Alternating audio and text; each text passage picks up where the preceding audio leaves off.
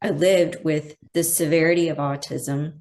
It was just horrific watching him Yeah. suffer. And I lost hope in every way you can lose hope. Houston's spiritual gifts, when they rocked my world, it utterly challenged all of that doubt that I had been wallowing in. And he said, you don't realize that by your doubt, you are literally destroying the very things you are asking for. We need to become radically dependent on the promises of God, not the doctrines of men that are limited by their own ability to believe. Yeah. In the West, we don't have spiritual eyes. We just Right. don't. Because we don't have spiritual eyes, we are not really set on spiritual purposes. They also act like you can't know what the will of God is. Well, we just don't know. Yeah. The will of God is the atonement. Jesus is the will of God. Everything Yeah. Jesus did is God's will. This is how much you can trust me to provide for you. You don't need to compromise who I've called you to be and the holiness that I've called you to in order to take care of yourself. Faith is the currency of heaven. When Jesus said that you will do greater things than Yes. I did, he's given Yeah. us the authority and he's given us all the power. And the only way to activate it is faith. Every time somebody gets mad, they start a new denomination.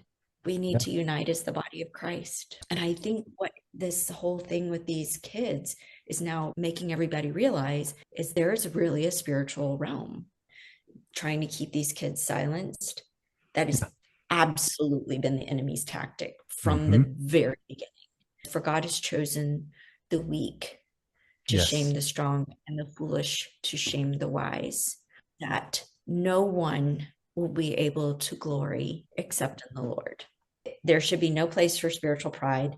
You Yeah. do the work that God has given you to do and be joyful in it. Houston told me one time that he chose me. And I was like, why would you choose this? And he said, because no one wanted God's will as much as you.